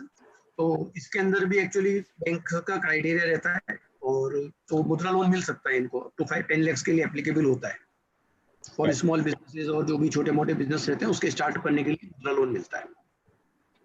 Next question is bank related कि कौन सी बैंक ऑथोराइज्ड है इनके लिए? All banks and NBFC are included in that. कोई भी बैंक से आपकी लिमिट चल रही है तो उससे आप रिक्वेस्ट करेंगे, ये प्रोसेस सबके लिए एप्लीकेबल, सब जगह लागू है, कोई स्पेसिफाई ऐसा नहीं है कि इस बैंक के लिए है इस बैंक के लिए नहीं है, all banks and NBFCs. Correct. Next question, can somebody help in registering on JAM portal as we are facing a lots of problem in registering? Sir वो ऑफलाइन ले लेंगे, ये मैं अपने पोर्टल पे नहीं लेंगे। Correct, fine. Next question, what about those who have turnover below 5 crore? इतना ही सवाल है, तो मेरे ख्याल से एमएसएमई के रिलेटेड सवाल होगा ये। हाँ, उसमें अगर गौरव को मैं सिर्फ यही कहना चाहूंगा, गौरव शाह का शायद वो क्वेश्चन था, इनमें एग्जैक्टली वो पूछना क्या चाह रहे हैं, क्योंकि 5 करोड़ से कम एमएसएमई में तो अगर आप हो तो वो आपको बेनिफिट्स मिलेंगे, उसमें कोई दिक्कत है नहीं। तो अगर माइक्रो क्राइटेरिया में फॉल हो जाते हैं, उनके अलावा अगर कोई क्वेश्चन है तो फिर he can ask. Okay. Next, is from Mr. Manish. How can I know the current rate of interest of a different loan? कौन से लोन के लिए कौन सी रेट चाहिए, उस सब के लिए सभी बैंक्स में अलग अलग रेट्स होती है. कौन से रेट आप स्पेसिफाई करेंगे तो I can clear easily, no issue. Home loan के लिए अलग रेट है, मॉर्गेज के लिए अलग है, सीसी के लिए, वर्किंग कैपिटल के लिए, टर्म लोन के लिए different banks have different rates. कोई फिक्स नहीं है किसी का. और प्राइवेट में तो क्लाइंट टू क्लाइंट डिफर भी रहता है. एक ही बैंक में तो अगर 5 क्लाइंट है तो 5 की डिफरेंस हो सकती है. करेक्ट. सुमित भैया, इसमें मेरा एक खाली आपसे क्वेश्चन है, क्योंकि ऑब्वियसली लोगों को ये इंटरेस्ट भी है जानने में. मेरा 100 करोड़ का टर्नओवर है, आपका 100 करोड़ का टर्नओवर है, पर मेरा सिविल और आपके सिविल में फर्क है, तो क्या लोन पे फर्क पड़ेगा? लोन अमाउंट, डिसबर्समेंट में भी और रेट ऑफ इंटरेस्ट में? तो होम लोन, ऐसे मैं एग्जांपल बताता हूँ. इसमें अपन ये वर्किंग कैपिटल का है. जैसे होम लोन तो पूरा सिविल बेस पे ही होता है. अगर सिविल स्कोर सही है, आपका अबव 730 है, तो आपका बहुत अच्छा माना जाता है, और जो होम लोन की बेस्ट रेट होती है वो एप्लीकेबल होती है. और अपने जो वर्किंग कैपिटल का लोन होता है, सिविल सब में कैलकुलेट होता है, बट सिविल से मैटर होता ही है, स्कोरिंग का फर्क पड़ता ही है. और उसी के बेस पे ही भैया वो लोग इंटरनल रेटिंग भी करते हैं. जैसे सिविल स्कोर की रेटिंग होती है, ऐसे ही हर बैंक की अपनी इंटरनल रेटिंग्स होती है. तो उसी रेटिंग के बेस पे ही ये रेट ऑफ इंटरेस्ट डिसाइड करते हैं कि भाई किस क्लाइंट को किस रेट ऑफ इंटरेस्ट में आएगा. चाहे टर्नओवर सेम हो, कितने कॉम्प्लायंस अपन पूरे करते हैं, क्या क्या चीज में अपन अपना रिपेमेंट ट्रैक रिकॉर्ड, सारा ट्रैक रिकॉर्ड के ऊपर बहुत डिपेंड करता है. Okay. Pratik, shall we continue with question and answer, or we shall तो conclude the बस वो session एक first? स्लाइड है डायरेक्ट टैक्स मेजर्स की. Yeah. I think I would want to complete that. उसमें मैं, हाँ सुमित भैया बोलिए. देखिए, रेपो रेट का क्वेश्चन था. रेपो रेट डायरेक्ट लोन से लिंक नहीं होता है, सो रिवाइज ये स्ट्रक्चर कराना पड़ता है. तो मैं इसमें ये कहना चाहूंगा कि जब पहले MCLR से लिंक होता था लोन, अभी उसके गवर्नमेंट ने पूरा, RBI ने चेंज करके रेपो रेट से कर दिया है. तो रेपो रेट अगर गवर्नमेंट RBI कम करती है तो उसके सामने अपना लोन का रेट भी वो सेम कम हो जाता है. बट उसके अंदर बैंक्स कम करती है, नेशनलाइज बैंक पूरा पास ऑन कर देती है इमीडिएटली, प्राइवेट बैंक्स को टाइम लगाती है. और एग्जिस्टिंग लोन जो भी पुराने MCLR के हैं, अगर आपका सैंक्शन उसका जब रिन्यूअल का डेट आता है, ये जब भी सैंक्शन डेट आती है, तो उस दिन वो पुराना MCLR रेट भी चेंज होके आपका रेपो रेट पे चेंज हो जाएगा. पर वो आपको बैंक से कंफर्म करवाना पड़ेगा. प्राइवेट बैंक्स में भी या नेशनलाइज बैंक में भी आप कंफर्म कराइए कि भाई मेरा रेपो रेट से लिंक हुआ है या नहीं हुआ है, वो आप चेक जरूर करिए. तो आई थिंक जो हमारा बहुत इंपॉर्टेंट एक लास्ट सेगमेंट रह गया है कि डायरेक्ट टैक्सेस में क्या क्या चेंजेस आए हैं. सबसे पहला चेंज जो बहुत वेलकमिंग चेंज है, जो मैं समझ सकता हूं और जो मैंने देखा है लास्ट 7 दिनों में, जो मैंने सुना भी है अपने क्लाइंट से, कि किसी के अकाउंट में उनके रिफंड्स आ गए हैं, और रिफंड्स भी हेफ्टी अमाउंट्स, 60 लाख, 70 लाख, 50 लाख, 40 लाख. तो ये सारे जो अपने प्रोसेसिंग डाइंग यूनिट्स वाले हैं, या जो ऐसे क्लाइंट्स हैं जिनका TDS कट के कई बार, मैं जो जहां तक याद है 3 साल पहले तक रिफंड्स जो होते थे वो काफी सालों तक ब्लॉक हो जाता था कोई ना कोई कारण के लिए, और उसका एक अलग प्रोसीजर करना पड़ता था. अब ये रिफंड्स, अगर आपने लास्ट ईयर में देखा होगा तो refunds within 1 to 3 months आ ही जाते हैं. और जो पुराने रिफंड्स हैं, मैंने कितने लोगों से सुना है 12, 13, 10, 11 के रिफंड्स अब आ गए हैं. तो ये बहुत बड़ा वेलकमिंग चेंज है कि इस दौरान जब यहाँ पे हमें लिक्विडिटी की जरूरत है, जो भी रिफंड्स बाकी हैं, चाहे वो चैरिटेबल इंस्टीट्यूट के हो, नॉन कॉर्पोरेट्स के हो, प्रोफेशनल्स के हो, वो रिफंड उन्हें दिए जा रहे हैं. तो it's a very welcoming change जो शायद कहीं ना कहीं लिक्विडिटी में हमें हेल्प करेगा. एक जो बहुत थोड़ा सा टेक्निकल है कि एक्सटेंशन हो गया है इनकम टैक्स रिटर्न फाइलिंग की, जो हमें जुलाई में भरना पड़ता था, अब वो सीधा जाके नवंबर हो गया है. मैं इसमें सिर्फ एक ही चीज समझता हूं कि जो टैक्स आउटफ्लो हमारा जुलाई में होता वो अब नवंबर में होगा. तो कहीं ना कहीं वो 3-4 महीने का गैप है जरूर, और वो कहीं ना कहीं एक शिफ्ट जरूर है. सिमिलरली फॉर टैक्स ऑडिट्स, जो सितंबर में कराने पड़ते थे वो जाके अक्टूबर हो गए हैं. तो कहीं ना कहीं जो पेमेंट है वो सरकार समझ रही है कि लोगों के पास अभी नहीं है, तो उसको कहां कैसे कैसे डिले किया जा सके, उस पे पूरे काम जारी है. एक विवाद से विश्वास स्कीम है, यहाँ पे मुझे नहीं पता कितने लोगों का वो स्कीम में इफेक्ट है, पर बहुत ऐसे क्लाइंट्स हैं जिनकी पेंडिंग लिटिगेशंस हैं 8 साल के, 10 साल के, जो खत्म करना चाहते हैं. उनके लिए ये विवाद स्कीम लाया गया था, जिसमें ये बोला गया था अगर आपने 100 रुपए का टैक्स है, आपका टैक्स डिमांड है और आप अगर 30 रुपए भर देते हैं तो आपकी पेनल्टी माफ और 30 रुपए में आपका वो पूरा काम, आपका लिटिगेशन फ्री हो जाता था। उसकी पेमेंट पहले 31 मार्च थी, उसके बाद 30 जून की गई और अब वो पेमेंट 31 दिसंबर की गई है विदाउट एनी इंटरेस्ट। तो ये बहुत बड़ा सेविंग है एटलीस्ट फॉर दोज पीपल जिनके पास लिटिगेशन था, क्योंकि लिटिगेशन के अमाउंट करोड़ में थे जो टैक्स पेबल थे। मेरे पास चार्ट्स हैं, मैंने जो अपने क्लाइंट्स के बनाए हैं, वो करोड़ में पेमेंट करना पड़ रहा था, पर वो करोड़ रुपए आज कहीं ना कहीं उनके पास वो रह गया है और वो शायद दिसंबर तक, जब तक साइकिल घूम जाएगा, और ये मेरा बहुत क्लियर मानना है कि अगर साइकिल दिसंबर या सितंबर तक भी ठीक होता हुआ नहीं लगा तो शायद सरकार इसमें और थोड़ा रिलीफ दे। तो ये जो 31 दिसंबर किया है वो बहुत वेलकमिंग चेंज है। एक थोड़ा सा और टेक्निकल कि असेसमेंट्स की डेडलाइंस होती है, कुछ असेसमेंट्स 30 सितंबर को खत्म हो जाते हैं, कुछ दिसंबर में खत्म हो जाते हैं, उन सबको 3 से 6 महीने का एक्सटेंशन कर दिया गया है। तो कहीं ना कहीं सरकार की तरफ से क्लियर गाइडलाइंस है कि अभी कोई भी इंसान को कोई भी टैक्स नोटिस नहीं भेजा जाए, कोई भी स्क्रूटनी नोटिस नहीं भेजा जाए, कहीं से भी रिकवरी की बात नहीं की जाए। अभी उनका फोकस यही है कि कैसे एंटरप्रेन्योर्स या बिजनेसमैन के पास उनका पैसा पड़ा रहे, ताकि जो उनकी जरूरतें हैं वो आने वाले 3 से 6 महीने में कहीं ना कहीं यूटिलाइज हो सके। उसके बाद जब अपने आप साइकिल ठीक हो जाएगा, शायद उस समय वो लिटिगेशन की बात करेंगे। तो ये भी एक बहुत बड़ा चेंज है, स्पेशली क्योंकि सबके पास 31 मार्च खत्म होता है और 30 नवंबर तक स्क्रूटनी की नोटिस आ जाती है जिनका कंप्लायंस करना पड़ता है उन्हें। तो वो एक बहुत बड़ा बेनिफिट है कि एटलीस्ट मेंटल प्रेशर जो होता है, जो मेंटली हम चैलेंज हो जाते हैं कि क्या वापस 2 साल पुरानी और बुक्स के हमारे डिटेल मांग रहे हैं, ये सब हो रहा है, उनको भी एक बार 6 महीने के लिए डिले कर दिया गया है। तो ये बहुत बड़ा बेनिफिट मैं कहना चाहूंगा। केतुल, इसके साथ हमारा डायरेक्ट टैक्स, लोन, एमएसएमईज का सेगमेंट खत्म होता है। अभी जो क्वेश्चंस हैं और भी कुछ लोगों के क्वेश्चंस थे वो हम ले सकते हैं। Yeah, so we'll take a question now. What if we are planning for a new service sector business? Can we go for that now? And will we get this loan for MSME? जी, सबसे पहले मैं आपको यही कहना चाहूंगा कि कोई भी एक्सपेंशन या डाइवर्सिफिकेशन करने से पहले अभी हमको पहले सोच लेना चाहिए, अगर उसमें कोई भी लिक्विडिटी, अगर मिनिमम खर्चे में हम सर्विस सेक्टर चालू कर सकते हैं और अपना बिजनेस चालू कर सकते हैं तो डेफिनेटली आप एमएसएमई के लिए एलिजिबल हैं।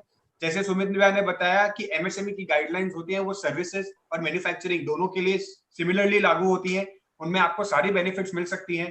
पर ये मेरा मानना है और मैं आपसे रिक्वेस्ट भी करना चाहूंगा सबसे कि अगर हम डाइवर्सिफिकेशन का सोच रहे हैं तो हमको कहीं ना कहीं पूरे प्लानिंग के साथ करना चाहिए और उसके जो लोन के क्राइटेरियाज हैं, क्योंकि अगर हम नया सेगमेंट कर रहे हैं तो नए सेगमेंट के लिए जो नए लोन्स के प्रावधान हैं जो अभी गवर्नमेंट ने दिए वो लागू नहीं होते हैं, उनके लिए आज भी वो पुराने वाले ही लागू होते हैं। सुमित भैया, बाकी एमएसएमई सर्विस सेक्टर को लोन्स मिलते हैं नहीं मिलते हैं, इस पे मैं आपसे चाहूंगा। भैया, लोन मिलते हैं, सर्विस सेक्टर में भी ऐसा कोई इशू नहीं है, पर क्या प्रोजेक्ट है क्या नहीं है। स्टार्टअप है तो बैंक्स नहीं देगी, वो इक्विटी फंडिंग ही होता है उसके अंदर में, तो क्या प्रोजेक्ट है क्या नहीं है उसके अनुसार इसको मिलेगा, कोई इशू नहीं है उसके अंदर। Thank you. Next Ketul. Yeah, I would like to take a question from a chatbot. Sriram जी ने पूछा है कि what about benefits for startup here to register in MSME, especially if they are in the food processing industry. Startup के लिए भैया इसमें ऐसा है, स्टार्टअप के लिए बैंक्स फंडिंग नहीं देती है, स्टार्टअप को इक्विटी फंडिंग ही मिलती है। तो उनको पूरा वो अलग प्रोसीजर है, उनको पूरा स्टार्टअप फंडिंग के लिए अपने इक्विटी फंडिंग मिलती है, उसके अंदर अपने को यूपी जो प्राइवेट इक्विटी फंडिंग है वो मिल सकता है। तो startup fund I think he wanted to ask that he want to set up a new food processing industry, manufacturing industry, तो उनके लिए कुछ अगर प्रोविजन है तो मैन्युफैक्चरिंग इंडस्ट्री के लिए अगर वो करना चाहते हैं, लेकिन एमएसएमई रजिस्टर्ड अगर होना है तो ये सब उनका नया लोन भी मिल जाएगा, सब कुछ हो जाएगा। बट अगर वो स्टार्टअप है तो it is totally different thing from ये नॉर्मल बिजनेस, नॉर्मल सेटअप से पूरा डिफरेंट है। Fine. Next, I want to revise my loan, who can help me out? Prateek can help you out. Sir, बहुत लोग हैं, सुमित भैया खुद एक लोन कंसल्टेंट हैं और आपके सर्कल में भी अगर आप कहीं पे भी ढूंढेंगे तो आपको लोन कंसल्टेंट्स मिल जाएंगे। पर एक रिक्वेस्ट जरूर करूंगा, जो भी आप लोन की बात कर रहे हैं पहले समझ लीजिएगा कि आपको, अगर आपको सही गाइडेंस चाहिए तो आप सुमित भैया को डेफिनेटली कांटेक्ट कर सकते हैं। वो आपको बता देंगे कि क्या एग्जैक्टली होता है, क्या लोन लेना चाहिए। मैंने सुमित भैया से ये सीखा है हमेशा कि अगर नहीं भी होता है तो ये क्लियरली ना बोल देते हैं। हम लोग एटलीस्ट वो प्रैक्टिस में है जहां पे हम ये नहीं चाहते कि नहीं, हम क्लाइंट को बोले कि 15 दिन दे दीजिए या 20 दिन दे दीजिए। तो आपकी बुक्स को स्टडी किया जाएगा, शायद सुमित भैया इसका ज्यादा आंसर दे पाएंगे। आपकी बुक्स को देखा जाएगा, क्योंकि क्या होता है, हम एक बार आपको प्रिलिमिनरी डॉक्यूमेंट भेजने के बाद, मैंने देखा है सुमित भैया मेरे से वापस सेकंड राउंड मंगवाते हैं, क्योंकि बैलेंस शीट में कुछ आइटम्स ऐसी होती हैं जहाँ पे सुमित भैया बोलते हैं भैया इसमें आपका ये लोन चल रहा है या ये लोन चल रहा है, उसकी भी गाइडलाइंस चाहिए, जिससे शायद आपका सिविल इफेक्ट हो सकता है। अच्छा भी हो सकता है, बुरा भी हो सकता है, दोनों साइड की हम बातें करते हैं। पर हाँ, अगर आपको लोन रिवाइज करना है या लोन लेना है तो सुमित भैया can be a best person, आप उनको कभी भी कांटेक्ट कर सकते हैं। Sumit bhai, if you can write your contact number or mail ID in the chat box. Yeah, before going for a next couple of questions, I would like to take a small feedback. I am launching a poll. Please give a feedback कि आपको webinar कैसे लगा, excellent लगा, good लगा, या फिर कुछ suggestions देने हो तो डेफिनेटली वी आर ओपन। कैसे हम इम्प्रूव कर सकते हैं इसके रिगार्डिंग कुछ सजेशन देना तो आप डेफिनेटली दे सकते हो, and we would like to hear that part. So जब तक लोग पोल कर रहे हैं, I think we will go for a next question. Registration के लिए अगर ब्रीफ कर सको कैसे रजिस्ट्रेशन करना है प्रत्येक एमएसएमई रजिस्ट्रेशन का। एमएसएमई रजिस्ट्रेशन के लिए या इसके कुछ छोटे से स्टेप्स होते हैं। सबसे पहला स्टेप होता है, आप गूगल पे जाके उद्योग आधार टाइप करें। उद्योग आधार टाइप करते ही udyogAadhar.gov. आपको दिख ही जाएगा, सबसे पहला ऑफिशियल वेबसाइट का लिंक होता है। वहां पे आप अपना लेफ्ट हैंड साइड पे देखेंगे पोर्टल पे, तो आप आधार नंबर डाल के और अपना नाम डाल के उसको वैलिडेट कर सकते हैं। उसके बाद आपको आपके फर्म के डिटेल्स देने हैं, आपकी चीजें आपको वहां पे रखनी है, जैसे बैंक अकाउंट डिटेल्स होती हैं। आप इसमें सिर्फ एक ही प्रोविजन है जो थोड़ा सा टेक्निकल होता है, जिसके लिए आपको कंसल्टेंट को शायद फोन करना पड़े, वो होता है एनआईसी कोड सिलेक्शन, कि आप कौन सी इंडस्ट्री को बिलोंग करते हो या आप कौन सी सर्विस में सेक्टर में फॉल करोगे। क्योंकि एनआईसी कोड बहुत ज्यादा मैटर करता है जब हम बैंक लोन्स के लिए फाइल देते हैं। तो वहां पे आपको कहीं ना कहीं उस कोड पे ध्यान देना पड़ेगा, और आपको नहीं समझ में आ रहा तो आप अपने कंसल्टेंट से पूछ सकते हैं। और उसके बाद सिंपल आपको एक ओटीपी आएगा, जिससे आपका फॉर्म भर दिया जाएगा। और अगर सब कुछ डिटेल सही है, इमीडिएटली आजकल एमएसएमई सर्टिफिकेट्स इशू हो जाते हैं। It's not even 15 minute, 15 minutes में एमएसएमई सर्टिफिकेट्स आ जाते हैं। Next question is regarding EPF. Anyone of you can answer. How and from where I can claim EPF of 20% contribution from government? How and from where I can claim the EPF? Sir, PF के consultants होते हैं, labour law के consultants होते हैं। अगर आपका कोई भी फंडिंग 24% की अगर आप बात करते हो, उस क्राइटेरिया में अगर आप फॉल करते हैं, आप उन कंसल्टेंट्स को बोल सकते हैं। एक फॉर्म है, एक मेल आप नहीं तो खुद भी डाल सकते हैं, और उस मेल के बेसिस पे जो गाइडलाइंस आई गई हैं उस पे सरकार को पता चल जाएगा कि आप उसमें फॉल करते हैं और आपको बेनिफिट मिल जाएगा। टाटा कैपिटल के लिए लोन के लिए पूछा है, उसका मैं आंसर देता हूँ। हाँ भैया, बोलिए ना। है ना, तो इसमें टाटा कैपिटल का जैसे भैया एग्जांपल आप देखेंगे, इनका होम लोन चल रहा है 9.6 रेट ऑफ इंटरेस्ट पे, ठीक है। तो अब इन्होंने आरबीआई की गाइडलाइंस क्या हो सकती है उन्होंने मांगा, तो आरबीआई की गाइडलाइंस कोई स्पेसिफाई अलग बैंक्स के लिए नहीं होती, आरबीआई की गाइडलाइंस कॉमन होती है। टाटा कैपिटल एनबीएफसी है, तो उसके हिसाब से इन्होंने रेट लिया है। अभी इनका रेट रिवाइज होगा, नया क्या रेट आएगा, तो वो इनको मैं सजेशन करूंगा कि एक बार पहले अभी नेक्स्ट वीक में बैंक्स के अपनी मालूम कर लें कि क्या रेट ऑफ इंटरेस्ट इनको बैंक्स अभी नया ऑफर कर रही है रिवाइज के बाद में, तो वो हो सकता है। और नहीं होता है इनको और भी अपन गाइड कर सकते हैं, नहीं हो सकता है लास्ट इज ऑप्शन इज कि अपन इनको दूसरी बैंक में शिफ्ट कर देते हैं, तो वहां पे इनका रेट 7.25 हो सकता है। लास्ट सवाल एक बाकी रह गया था, बेनिफिट्स लेने के लिए कर्ज लेना जरूरी है क्या? निहार भाई का सवाल है। कर्ज लेना नहीं चाहिए सर, मतलब लास्ट बड़ा सर, लीजिए बस। सर मैं कभी भी कर्ज लेने के लिए मैं भी कभी सजेशन नहीं देता। अगर आपके पास खुद के पास फंड्स हैं सर कर्ज तो कर्ज ही होता है, वो बेनिफिट तो बिल्कुल नहीं हो सकता। तो कर्ज आपको कभी भी नहीं लेना चाहिए। और मैं हमेशा ये मानता हूं कि हम एटलीस्ट जिस कंट्री में हैं, हमें स्टार्टिंग से सेविंग्स सिखाया गया था। तो काफी जन आज भी ऐसे हैं मार्केट में जिनके पास फंड्स अवेलेबल हैं। उसका कारण सिर्फ यही है कि उन्होंने अपने बुक्स को वैसे प्लान किया था। उन्होंने हमेशा ऐसी प्लानिंग की थी कि फ्यूचर में चाहे कुछ भी हो जाए, हमको कभी भी हमारे पास फंड्स अवेलेबल हो। और इसके लिए मैं हमेशा बोलता हूं कि वो फाइनेंशियल प्लानिंग बहुत जरूरी होती है अपने बैलेंस शीट में। अगर मैं एक छोटा सा एग्जांपल से आपको समझाना चाहूं, आपके पास अगर 100 रुपए का कैपिटल है और आप 10 रुपए का उस पर लोन ले लेते हैं, तो 10 रुपए के लोन पे मैं मानता हूं 10% का आपका इंटरेस्ट लग रहा है। और अगर उसी 100 रुपए के कैपिटल को आप अगर इन्वेस्टमेंट अपॉर्चुनिटीज में डाइवर्सिफाई करके लगा दे, कुछ पैसे आप एफडी में डाल दें जहां पे सिक्योर होता है, कुछ बॉन्ड मार्केट में डाल दें, कुछ इक्विटी में डाल दें, तो कहीं ना कहीं ये प्लानिंग से क्या होता है, आपका एसेट और लायबिलिटी दोनों बैलेंस चलता रहता है। आपकी जो लायबिलिटीज होती है वो कहीं ना कहीं हमेशा एसेट से नीचे होती है और आपको कभी फंडिंग की जरूरत नहीं पड़ती। पर कई बार कोविड जैसी सिचुएशन हो जाती है। फ्यूचर पहले कभी आज तक ऐसा हुआ नहीं था कि 60 दिन तक पूरा वर्ल्ड लॉकडाउन के पोजीशन में था। ये एक यूनिक सिचुएशन है। लेकिन उसके बाद भी कुछ इंडस्ट्रीज आज भी काम कर रही हैं जो बेसिक एसेंशियल इंडस्ट्रीज हैं। आप उनका सोचिए जिनके पास फंड्स नहीं है, और आप में से भी बहुत जन होंगे जिन्होंने अपनी सेविंग्स में से उन लोगों को हेल्प करने के लिए कुछ ना कुछ कंट्रीब्यूट किया होगा। तो मैं समझ सकता हूं कर्ज लेने में वो दिक्कत होती है क्योंकि हम उस माइंडसेट में शायद नहीं है।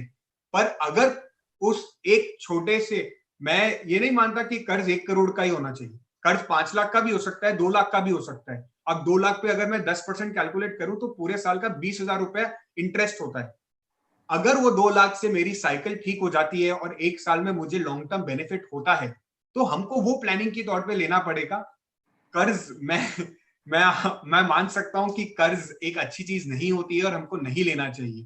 पर ये सिचुएशन ऐसी है जहां पे शायद उस कर्ज से आपका फ्यूचर सिक्योर हो जाए, तो आप उस चीज पे काम कर सकते हैं। और अगर आपके पास फंड्स अवेलेबल हैं तो मैं आपको कभी भी राय नहीं दूंगा कर्ज लेने की। Fine.